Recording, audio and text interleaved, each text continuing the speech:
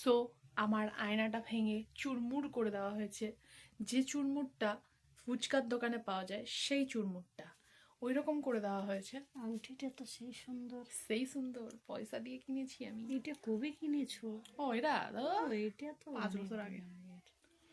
তো এখনো কালার ঠিক আছে। আমি যদি ঝাড়ি মানে আমি যদি কিছু বলি ওই ভয়ে আরেকটা রিপ্লেসমেন্টের সঙ্গে সঙ্গে একটা আয়না আবার চলে আসছে বাড়িতে।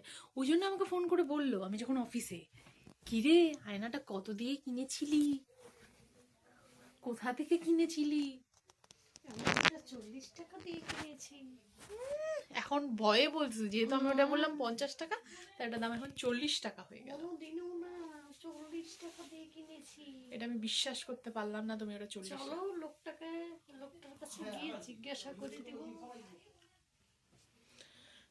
যাই হোক, আয়নাটার 12 বাজলো, কোনো ব্যাপার না, ঠিক আছে।